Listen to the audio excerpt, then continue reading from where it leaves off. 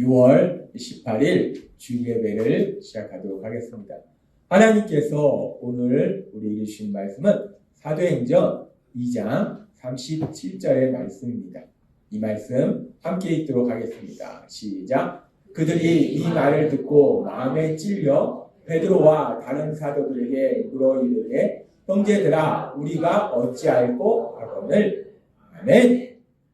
오늘도 하나님께서 이 자리에 계시면서 우리 한 사람 한 사람에게 말씀하시는데, 하나님이 우리에게 말씀하시기 전에 하나님은 우리 입술을 통해서 선포하게 하십니다. 빌립보서 4장 13절 말씀.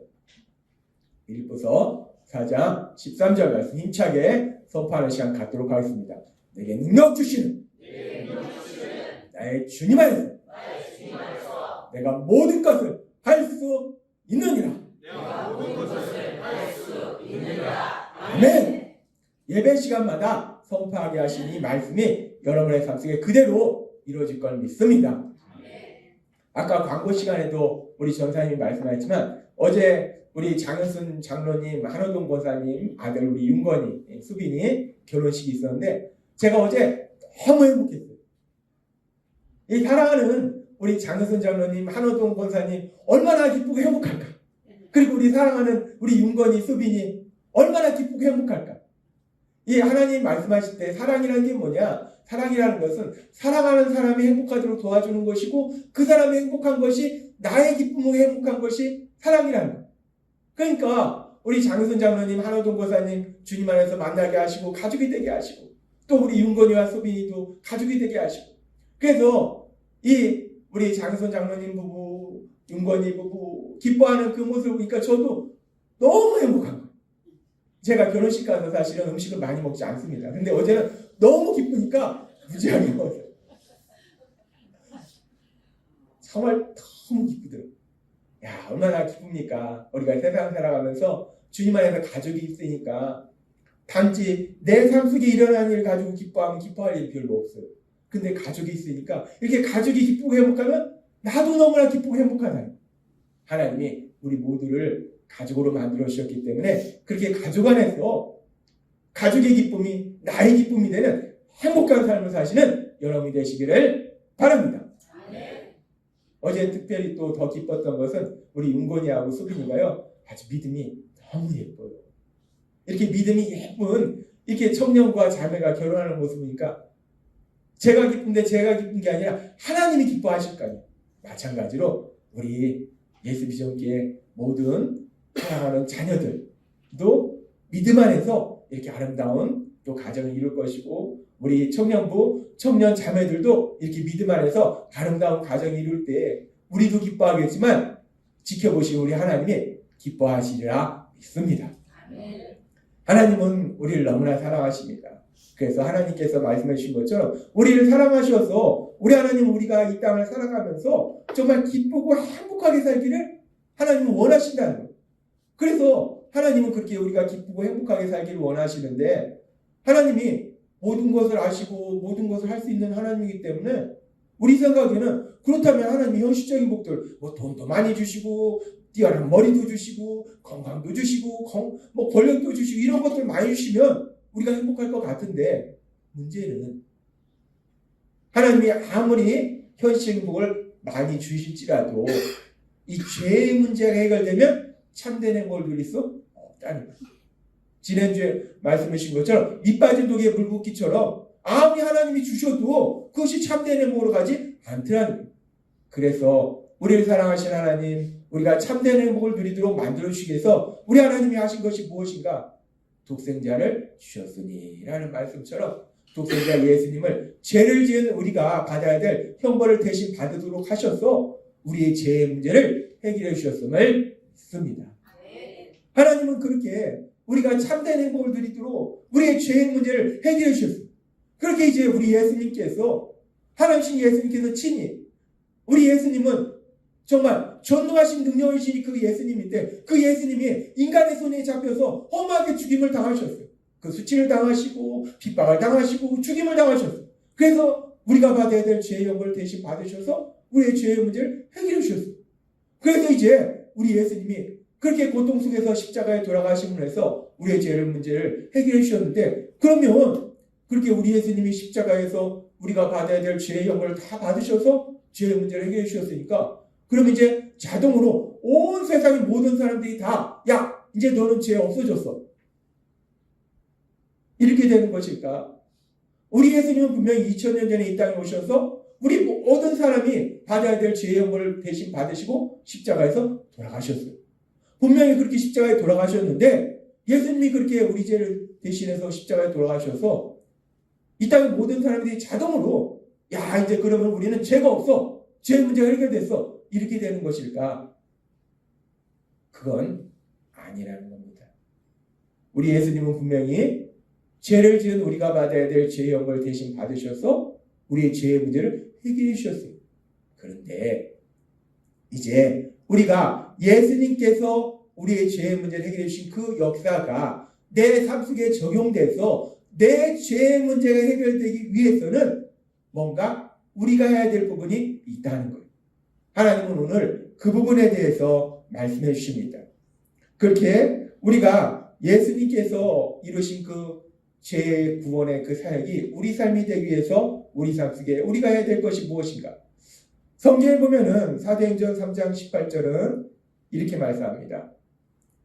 그러나 하나님은 모든 예언자들을 통해서 그리스도가 고난을 받을 것이라고 미리 말씀하신 것을 이렇게 이루셨습니다. 라고 말씀합니다.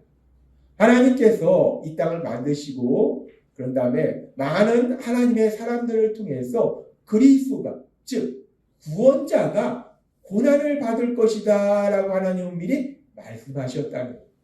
그런데 이 말씀 그대로 우리가 알다시피 아담과 하와가 죄를 지은 바로 그때부터 여자의 후손을 통해서 이제 악한 사단을 멸하신다는 그 말씀부터 시작해서 창세기 3장의 말씀부터 시작해서 하나님께서는 계속해서 하나님의 사람들을 통해서 이 땅에 구원자를 보내실 것을 말씀하신다는 거예요. 그렇게 계속 말씀하시고 그 말씀 중에서 아주 중요한 말씀이 이제 그 예수님이 2000년 전에 이 땅에 오시기 700년 전에 이사야라는 선지자를 통해서 하나님은 이렇게 말씀하십니다. 이사야 53장 6절 말씀. 이 말씀 우리가 다 같이 읽도록 하겠습니다. 시작. 우리는 다 길 잃은 양처럼 제각기 잘못된 길로 갔으나 여호와께서는 우리 모든 사람의 죄를 그에게 담당시키셨도다. 아멘.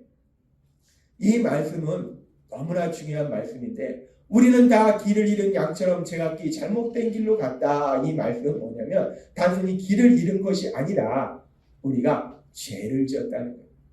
우리는 다 제각기 내 생각에는 말이야 이렇게 하는 게 좋을 것 같아. 내 생각대로 살아가면서 죄를 지었다. 그렇게 우리가 죄를 지었을 때 하나님은 공의의 하나님이시기 때문에 그런 우리에게 무서운 벌을 내리시는 것이 아니라 하나님은 아주 의외의 말씀하신다는 거예요. 우리가 그렇게 다 내 생각에는 하면서 내 욕심과 내가 하고 싶은 대로 죄를 짓고 살았는데 하나님은 어떻게 하셨는가? 여호와께서는 우리 모든 사람의 죄를 그에게 구원자에게 그리스도에게 예수님에게 담당시키셨도다라고 말씀한다는 거예요. 하나님께서는 예수님이 이 땅에 오시기 700년 전에 이미 이사야 선지자를 통해서 구원자로 오시는 예수님, 그 예수님께서 우리가 받아야 될 죄의 형벌을 대신 받으시기 위해서 고난을 받으실 것을 분명하게 말씀하셨다. 그렇게 하나님께서는 구원자가 오셔서 예수님이 오셔서 우리가 받아야 될 죄의 형벌을 대신 받으실 걸 말씀하시고 그리고 그 일을 이루셨어요. 그래서 사도행전 2장 23절은 이렇게 말씀합니다. 이 말씀 같이 읽도록 하겠습니다. 시작. 이 예수님은 하나님이 미리 아시고 정하신 계획에 따라 여러분에게 넘겨졌는데 여러분이 악한 사람들의 손을 빌어 그분을 십자가에 못 박아 죽였습니다. 하나님께서는 예수님이 오시기 이전 700년 전에 이미 구원자로 오실 예수님께서 우리가 받아야 될 죄의 형벌을 대신 받으시기 위해서 고난을 받으실 것을 예수님이 우리의 죄를 담당하실 것을 말씀하셨고 그리고 그 말씀 그대로 예수님은 악한 사람들의 손에 그분을 십자가에 못 박아 죽였습니다. 우리 예수님이 십자가에 못 박혀 죽임당하셨음을 분명히 성경은 말씀한다. 하나님이 예언하신 대로 그리스도를 보내시고 그리스도가 우리를 위하여 고난을 받으실 걸 말씀하시고 이루셨다는 그 말씀대로 하나님이 예수님을 보내실 걸 말씀하시고 그 말씀을 그대로 이루셨다. 그래서 예수님께서는 이제 우리가 받아야 될 그 죄의 형벌, 내가 받아야 돼. 우리라고 하니까 사실 감이 안 옵니다. 우리니까 그래 내가 봐도 우리 남편은 죄가 많아. 내 아내는 죄가 많아. 아닙니다. 내 남편 얘기가 아니라 내 아내 얘기가 아니라 내 얘기예요. 쉽게 얘기해서 내가 받아야 돼. 내가 받아야 돼. 그 죄의 형벌을 대신 받으시고 십자가에 돌아가셨다. 그렇게 우리 예수님이 내가 받아야 될 죄의 형벌을 대신 받으시고 십자가에 돌아가셨는데 그래서 이제 내가 죄에서 구원받을 수 있는데 그렇다고 해서 내가 자동으로 구원받는 건 아니라는 거예요. 그러면 우리 예수님이 그렇게 돌아가셨는데 어떻게 해야 됩니까? 성경 계속해서 아주 중요한 말씀을 하시는데 사도행전 3장 19절은 이렇게 말씀합니다. 사도행전 3장 19절 말씀 함께 읽도록 하겠습니다. 시작. 그러므로 너희가 회개하고 돌이켜 너희 죄 없이 함을 받으라. 이같이 하면 새롭게 되는 날이 주 앞으로부터 이를 것이요. 아멘. 예수님은 분명히 내 죄를 대신해서 십자가에 돌아가셨어요. 분명해요. 그런데 그렇게 내 죄를 대신해서 십자가에 돌아가신 그 예수님의 구원 사역이 내 삶 속에 이루어지려면 내가 죄를 사함 받으려면 죄에서 구원 받으려면 무엇을 해야 되는가? 지금 이 말씀처럼 회개하고 돌이켜 하나님께로 가야 된다. 그러면 죄 없이 함을 받고 죄 사함을 받고 새롭게 되는 날이 하나님이 계속해서 말씀해 주신 것처럼 우리가 죄로 인해서 노력이 통하지 않는 삶을 살았는데 이제 새롭게 되는 삶은 어떤 건가? 놀랍습니다. 죄 졌을 때는 내가 아무리 노력해도 얻는 것도 없고 뭐 세상 것을 얻는다 치더라도 참된 행복도 누리지 못하는데 죄의 문제가 해결되면 내가 노력한 만큼 아닙니다. 100배. 내가 노력한 것보다 100배의 놀라운 결실을, 행복을 누리게 될 걸 믿습니다. 하나님은 정말 세심하신 하나님이고 우리를 사랑하시는 하나님이에요. 그렇게 새롭게 되는 놀라운 역사를 일어나는데 죄가 없어지고 새롭게 되는 놀라운 역사, 그 역사를 위해서 무엇이 필요한가? 회개하고 돌이켜 하나님께 가야 돼. 내가 회개해야 된다. 회개. 얼마 전에 뉴스를 보니까 뉴스에도 뭐 어떤 사람이 교회 가서 회개한다 뭐 이런 얘기가 나오면서 그 사람들이 회개한다는 게 뭘까요? 이런 얘기를 하더라고요. 회개. 이 세상 사람도요 예수님 안 믿어도 회개라는 말을 압니다. 그러면은 지금 회개라는 말을 하나님이 말씀하시는데 하나님이 말씀하시는 회개라는 게 뭘까? 회개라는 게 뭘까? 이 회개라는 게 뭔지에 대해서 이 회개가 세상에서 생각하는 회개와는 좀 다릅니다. 하나님이 말씀하는 회개가 뭔가는 우리가 제자 훈련을 통해서 말씀을 통해서 명확하게 말씀해 주셨어요. 그러니까 제가 말씀을 안 드려도 될 것 같아요. 다 말씀해 주셨으니까. 근데 또 잃어버렸습니다. 우리는 잃어버립니다. 감사합니다. 다 기억하면요 힘들어요. 특히 속상한 일 기억하면 힘듭니다. 제가 예수님 믿고 참 놀라운 복이 뭐냐면 옛날에는 속상한 일들도 막 다 기억했어요. 시간이 지나면서 새롭게 속상한 거예요. 근데 요즘은 참 감사한 게요. 그냥 다 잃어버려요. 가끔가다 아내가 이런저런 얘기하면 그때 그런 일이 있었어? 참 감사한 게요. 우리는 또 잃어버리니까 감사합니다. 근데 속상한 일만 잃어버려야 되는데 이게 또 연약해서 좋은 일도 잃어버리고 진리도 잃어버려요. 제자 훈련을 통해서 회개가 무엇인지 말씀해 주셨는데 우리는 연약해서 잃어버립니다. 근데 걱정할 것이 없는 것이 하나님은 그런 우리 연약함을 아시고 야, 또 잃어버렸냐? 안 그러십니다. 괜찮아. 내가 또 얘기해 줄게 라고 말씀하신다.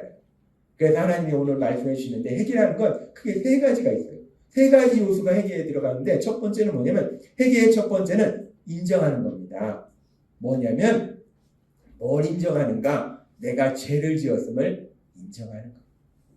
회개의 첫 발자국은 뭐냐면 내가 죄를 지었구나 라는 걸 인정하는 것. 그리고 회개의 첫 번째는 내가 죄를 지었음을 인정하면 그 다음에 뭐냐면 죄에서 떠나는 거예요. 회개라는 게 단순히 세상 사람들 회개한다 그러면 어떻게 생각하면 후회한다. 아, 내가 괜히 그랬어. 아, 후회해. 후회는 회개가 아닙니다. 하나님이 말씀한 회개는 일단 내가 죄를 지었음을 인정하는 것이고 죄에서 떠나는 거예요. 죄에서 떠난다는 것은 내가 그 죄에서 떠나려고 몸부림을 친다는 거예요. 아, 내가 엄청난 죄를 졌구나. 내가 엄청난 악한 일을 했구나. 라는 걸 내가 먼저 인정하고 회개한다고 해서 죄를 인정하는 거. 쿨하게. 그래, 나 죄 졌어. 그래서 어떡하라고. 어디서 많이 보던 그런 모습 아닙니까? 세상 사람들 그잖아. 그래, 나 죄 졌어. 그래서 어떡하라고. 엄청난 죄를 졌고 TV에 나오잖아요. 사과합니다.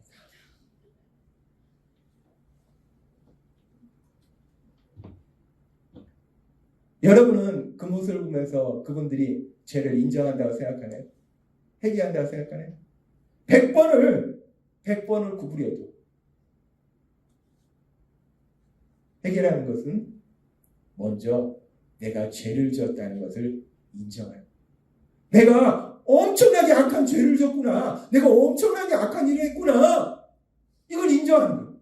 그리고 내가 그걸 인정하면은 물론 우리는 인정해도 자꾸 돌아가요. 그러나 어찌됐든 간에 내가 몸벌려 쳐야 된다. 내가 악한 죄를 졌구나라는 걸 인정했다면 내가 그렇게 안 살려고 몸벌려 쳐야 된다.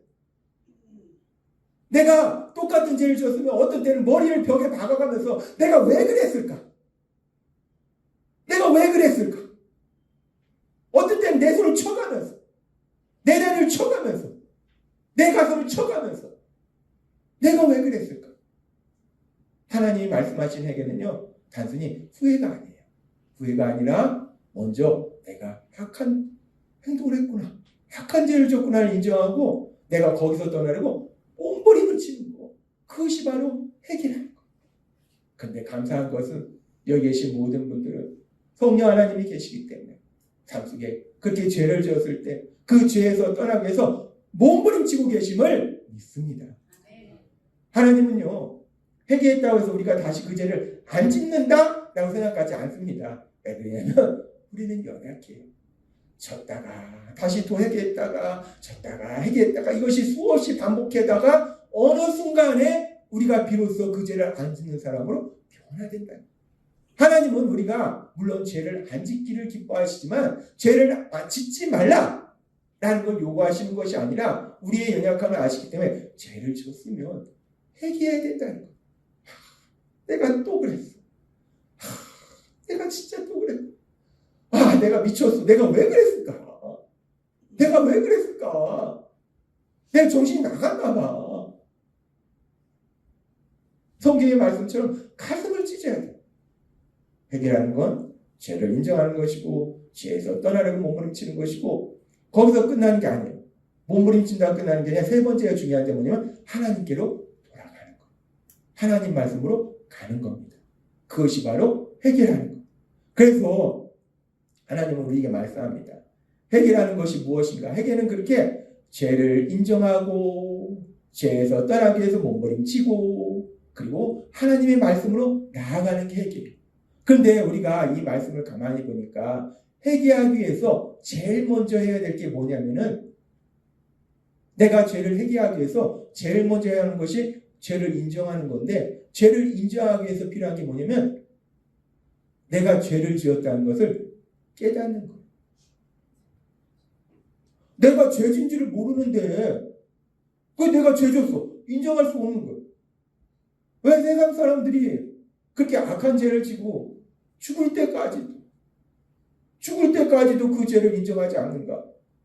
나 죄졌어 라고 인정하지 않는가? 간단합니다. 자기가 한 짓이 죄라는 걸 모르는 거예요.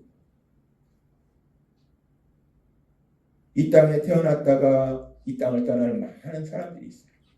그 많은 사람 중에 많은 사람들이요, 자기가 얼마나 죄를 많이 졌는지를 모르고 이 땅을 떠난 사람도 많습니다. 우리가 장례를 치르는데 장례 치르면서 각자의 마음속에 다양한 생각이 들어요. 어떤 사람은 아이고 조금 더 계시지 라는 마음을 주는 그런 분이 떠난 경우도 있고, 어떤 분은 아이고 속 시원하다 좀 일찍 가지. 우리 장례 가보잖아요. 그런 분 많습니다. 죽을 때까지. 얼마 전에도 뉴스를 보니까 80인가 90대 할아버지가 할머니를 때렸다고. 아휴, 그 나이까지 그러고 싶을까? 근데 이런 모습이요, 그분들만이 그렇지 않다는 거예요. 회개하기 위해서 필요한 것은 내가 죄를 지었다는 것을 깨달아야 되는데, 인간은요 어리석습니다. 미련합니다. 내가 죄 지었다는 것을 쉽게 깨닫지 못한다. 성경에 보면요 그런 모습이 많이 나오는데, 그 모습 중에 하나가 누가복음 18장에 보면 이런 말씀이 있습니다.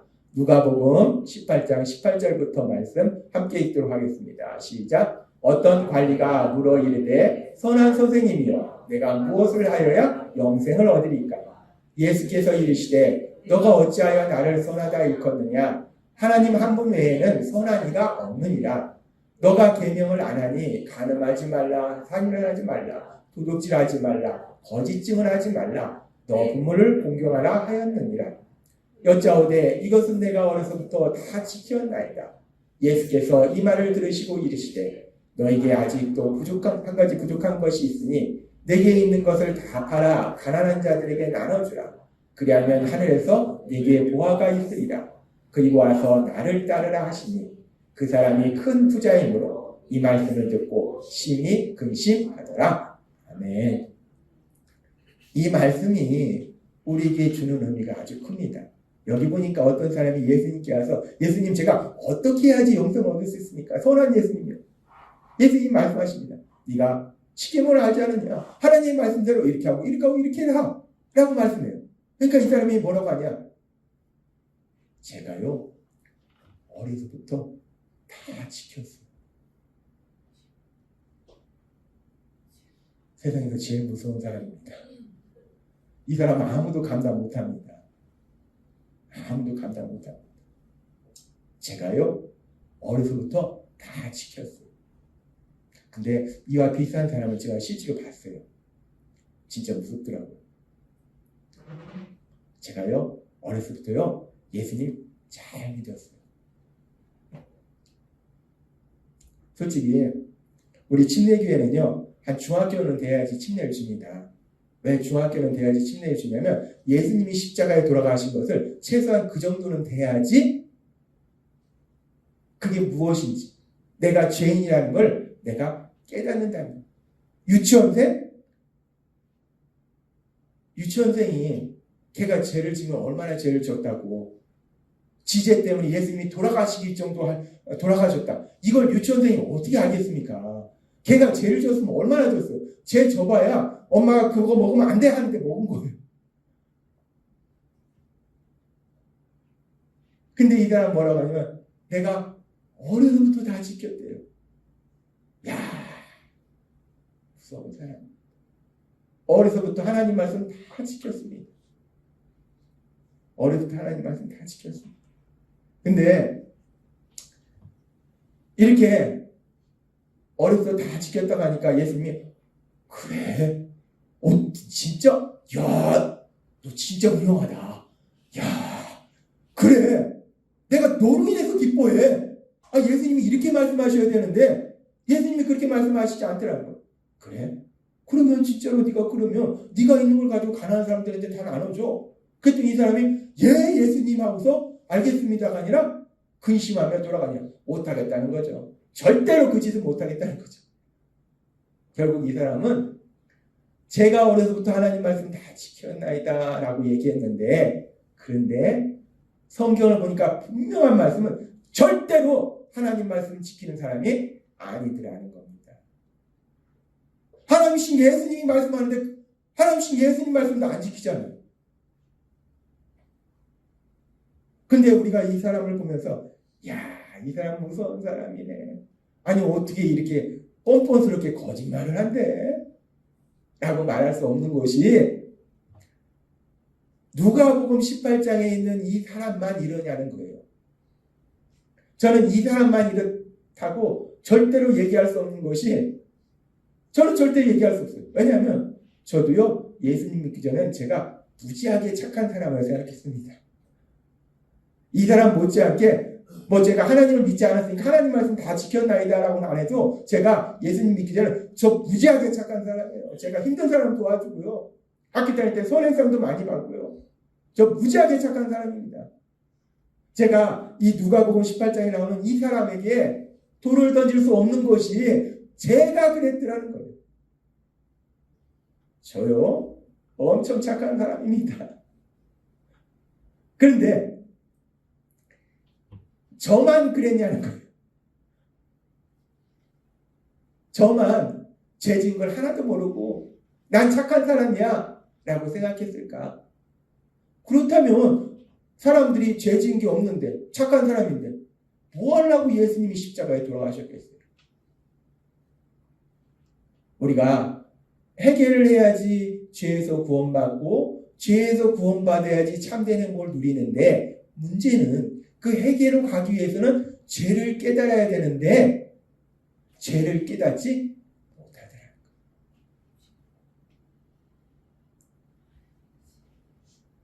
이런 일은 우리가 예수님 믿기 전에 회개하는 것과 우리가 또 예수님 믿은 다음에 회개하는 회개의 내용이 다르지만은 이제 예수님 믿기 전에는 내가 내 생각대로 살았던 걸 회개했어요. 근데 이제 예수님 믿고 살아가는 삶 속에서도 비슷합니다.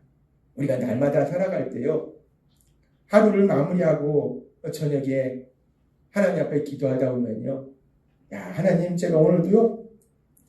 성령 충만해가지고 그냥 하나님이 기뻐하시니만 하나 둘 셋 넷 다섯 여섯 이거 다 쉴 수가 없네. 아버지 기쁘시죠? 제가 이렇게 하나님 기뻐하시니만 하고 살아요. 우리가 그렇게 얘기할 수 있냐는 거예요. 아니라는 겁니다. 아버지 제가 오늘도 또 그 모습 보고 또 비판했고요.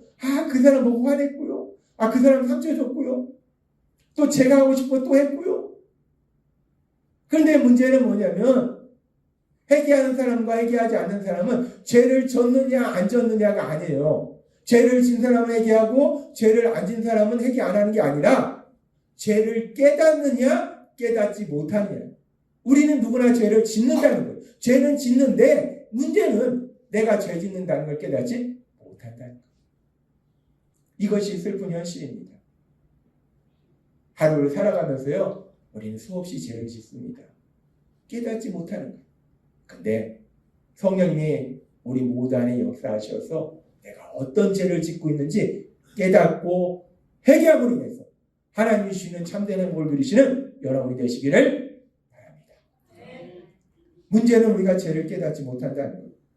그래서 하나님은 이제 예수님의 십자가 죽으심을 통해서 우리가 받아야 될 죄의 문제는 해결해 주셨어요. 근데 문제는 그 예수님의 십자가 죽으심이 나의 죄에 대한 죽음이 되기 위해서는 내가 해결을 해야 된다는 거예요. 근데 문제는 그렇게 예수님을 십자가 죽으심에 내어주셨는데 불구하고 문제는 죄를 깨닫지 못하니까 예수님은 왜 돌아가셨대? 예수님이 진짜 전능하신 하나님이래? 이런 말도 안 되는 소리만 하고 있는 거예요. 왜? 내가 죄인인 걸 깨닫지 못하니까 왜 쓸데없이 하나님이라면서 십자가에 돌아가시고 그런데 그래서 하나님은 독생자 예수님을 죄를 지은 우리를 대신해 십자가에 돌아가시도록 만들어 주셨을 뿐만 아니라 하나님은 그 십자가에 돌아가신 그 예수님을 통해서 또 다른 역사를 하시는데 그렇게 예수님께서 죄를 지은 우리를 대신하여 십자가에 돌아가셨다라는 그 진리를 사람들한테 전할 때 그 진리가 사람들의 삶 속에 어떤 변화를 주는가. 우리가 사도행전 2장에 보면은 그렇게 예수님께서 죄를 지은 우리를 대신하여 십자가에 돌아갔다는 것을 베드로 사도가 담대하게 선포합니다. 그렇게 베드로 사도가 선포하니까 그 예수님의 십자가 죽으심에 대한 그 말씀을 선포하니까 그 말씀을 들은 사람들의 반응에 대해서 사도행전 2장 37절은 이렇게 말씀해요. 이 말씀 같이 읽도록 하겠습니다. 시작. 그들이 이 말을 듣고 마음에 찔려 베드로와 다른 사도들에게 물어 이르되 형제들아 우리가 어찌할꼬 하거나. 아멘.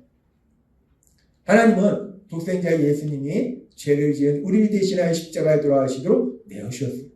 그렇게 내어주시고 그 예수님이 그렇게 십자가에 돌아갔다는 그 말씀을 이제 베드로 사도가 전하니까 그 예수님의 십자가 죽으심에 대한 그 말씀을 들은 사람들이 어떤 반응을 보니까 마음에 찔려라고 얘기합니다.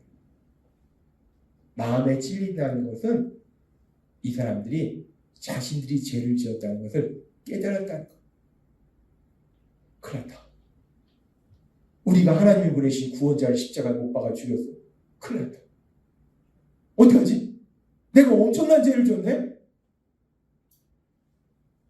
흔히 우리가 세상에서 멘붕이 온다고 얘기하잖아. 멘붕이 오듯이 막 멍해지는 거야. 야, 이거 어떡하? 이 사람이 조그만 죄를 지면은 내가 잘못했냐 하는데 엄청나게 큰 죄를 져버리면 이 감이 안 옵니다. 지금 이 사람들이 멘붕이 온 거예요. 야, 이거 큰일 났네. 난리 났네. 어떡하지? 내가 엄청난 죄를 졌어. 내가 엄청난 죄를 졌어. 이거 어떻게 해? 그러니까 베드로한테 묻는 거야. 그럼 내가 어떻게 해? 우리 어떻게 해? 우리 어떻게 할까? 어떻게 할까? 예수님의 십자가 죽으심, 그 죽으심에 대한 말씀이 그 말씀을 통해서 사람들이 자기가 죄를 지었다는 것을 깨닫게 되더라는 거예요. 그렇게 죄를 지었다는 걸 깨달으니까 우리가 계속되는 말씀에 보니까 그들이 자신들의 죄를 회개하고 예수님을 구주로 믿습니다. 그래서 그날에 구원받은 자가 3,000이나 더하더라라고 말씀해요. 죄에서 구원받은 사람이 3,000명이나 늘어난 놀라운 역사가 일어나더라고요. 요한복음 3장 16절은 이렇게 말씀합니다. 요한복음 3장 16절은 하나님이 세상을 이처럼 사랑하사 독생자를 주셨으니 라고 말씀합니다. 하나님은 세상에 있는 우리를 사랑하셔서 독생자 예수님을 주셨어요. 이 독생자를 주셨으니 라는 이 말씀은 그게 두 가지 아주 중요한 역사를 이루는데 첫 번째는 뭐냐면 예수님이 우리가 받아야 될 죄의 연고를 대신 받으셨다는 것. 그래서 우리가 죄에서 구원받을 수 있는 길을 열어주셨다는 것. 그리고 두 번째는 뭐냐면 예수님의 십자가 죽으심은 우리가 방금 봤던 사도행전의 말씀처럼 내가 죄를 졌구나. 내가 죄를 졌구나. 그 죄를 깨닫도록 하신다는 거예요. 예수님은요, 하나님은 우리를 너무나 사랑하십니다. 예수님을 십자가에 내어주셔서 우리가 받아야 될 죄의 연고를 대신 받으시도록 내어주셨어요. 그런데 그렇게 내어주셨는데 그것이 이제 우리의 삶이 돼야 되는데 문제는 우리가 죄라는 걸 몰라요. 죄를 짓는다는 걸 모른다는 거예요. 왜 예수님이 십자가에 돌아가셨대. 쓰잘데 없는 일을 하셨네.